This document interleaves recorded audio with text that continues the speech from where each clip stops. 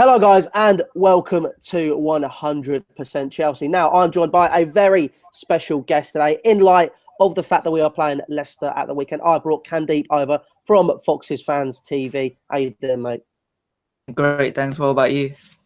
Yeah, I'm not too bad. Looking forward to the game, obviously. I know off the back of how we played against you last time, I'm saying it's a blip for us. I think we were very lucky that game, but we'll get on to that in a minute. Obviously, Leicester this season, champions last season. You guys seem to be coming into this game. Obviously, but you weren't last season. I wouldn't say you were lucky. I think you played well, but it was almost a blip, I guess you could say. How have you? What have you thought about the season so far? How do you think you've been performing?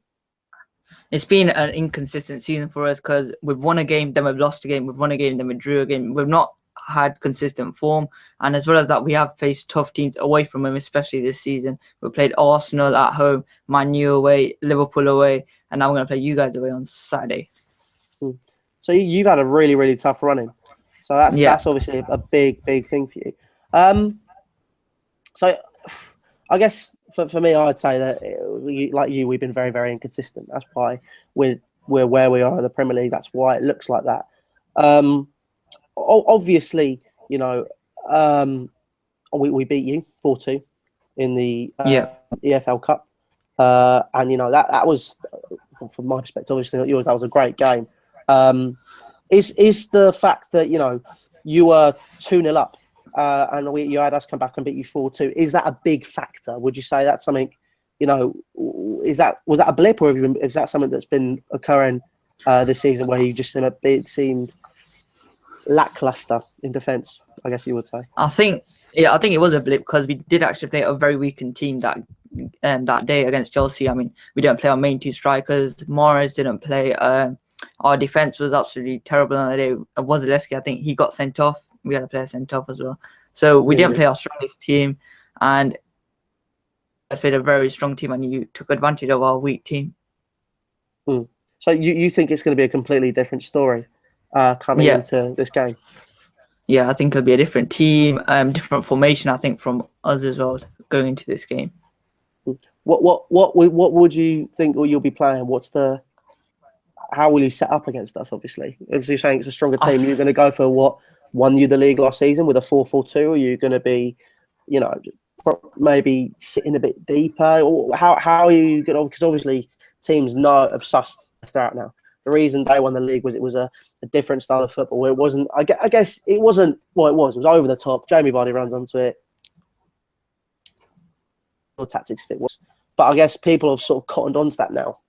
And like we saw at the Euros, Jamie Vardy, I wouldn't say he kind of is a one-trick pony in my opinion, where he's a good striker. Don't get me wrong, but if you're not further forward and you're sat deep and he can't get in behind you, then you can control him a bit more.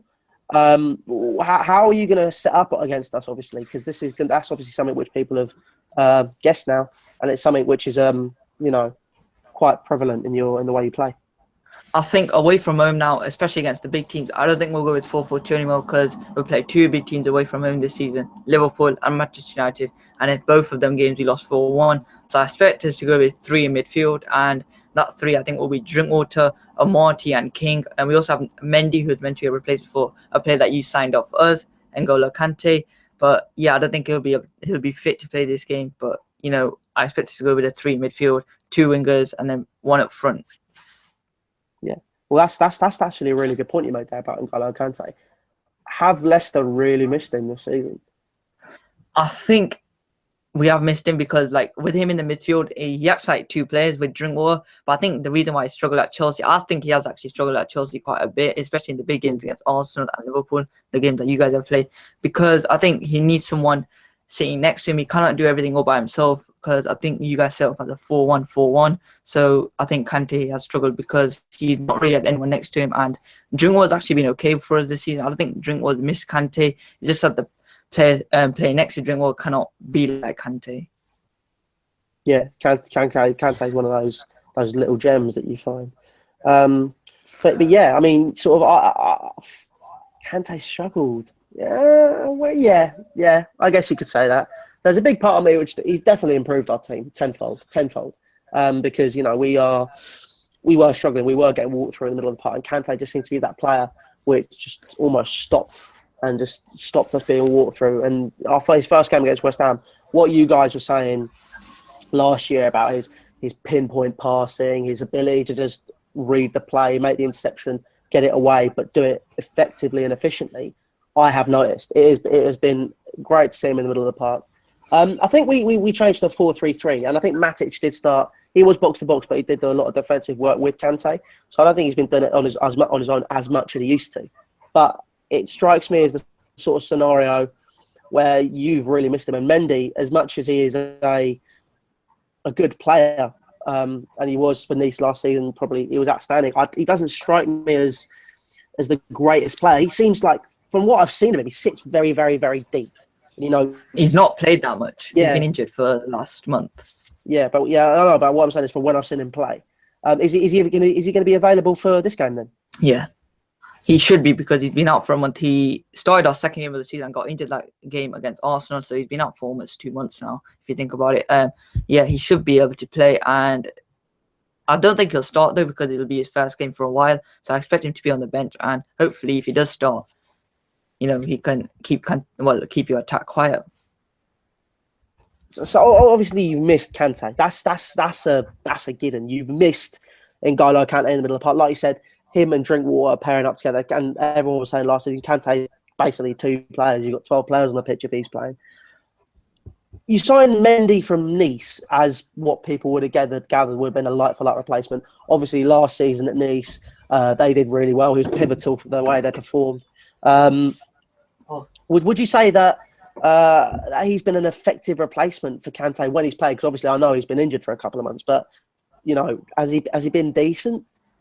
In the games that he's played, he's actually looked okay. Against Arsenal, especially where it was him and Drinkwater, he played okay. He kept their number 10 quiet, I thought, because I wasn't at the game. I watched it from TV, and he played okay. He did get injured. His passing range is brilliant. I mean, he could be one of the best passers in the league when he gets onto the ball. And I think he was actually brought as a replacement to help with the midfield, not really to replace Kante, I think. But hopefully Ranieri can coach him to, be like Kante and make interceptions and be like more defensive type of player. So I mean, from what I've seen of him, I haven't been overly impressed. I mean, I'll be honest. He sits very, very deep. He's almost enough. And I think for me, especially in the Charity Shield, the biggest thing I noticed was there was a huge gap in the middle of the park for you, where he was sat so deep and just people were running into the spaces. And I think that could be something which we could, or we probably won't because we're playing awful, but it could be something, I guess, which we could not counteract. That's not the right use of words, but it's something that we could exploit. There you go. That's the word. We can exploit that space, and it'll probably players like Hazard. Obviously, we've changed to a 3-4-3. We used it against Hull. Hull. I'm not exactly going to be going there going, "Oh, it's amazing," sort of. We lost. Yeah, but they played well, didn't they? Let's be honest. Hull are at the beginning of the season were a pretty solid side, but now obviously it's people now know they're just Hull. That whole we've come up mentality has gone now to, oh shit, we're going to get relegated. But it's the case of, obviously, you're Leicester. That's a big difference. I think, like I was saying earlier, people look at Leicester now, and instead of being minnows, teams that were survived relegation, you are the Premier League champions, and there's a reason you're the Premier League champion. So people aren't going to look at you now and think it's an easy game. It's to Leicester. Any Premier League team is a tough game, but obviously you guys, like you said, you're thinking 4-3-3. I'm guessing your front three is going to be Musa, Vardy, and Mahrez. Am I right in saying that? Well, I don't know what it could be, but I actually think it will be Gray, Slimani, and Mahrez. Slimani, he's not played for you yet, has he? He has. He scored 2 goals, 1 in the Champions League last week. Yeah, it was last week.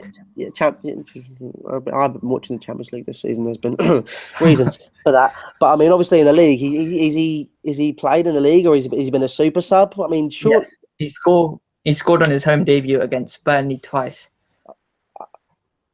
Right. Okay. And also something else. He scored 3 goals, and they've all been headers. Oh, okay. So we've got aerial threats to deal with. So Vardy's not going to play. You wouldn't start Vardy?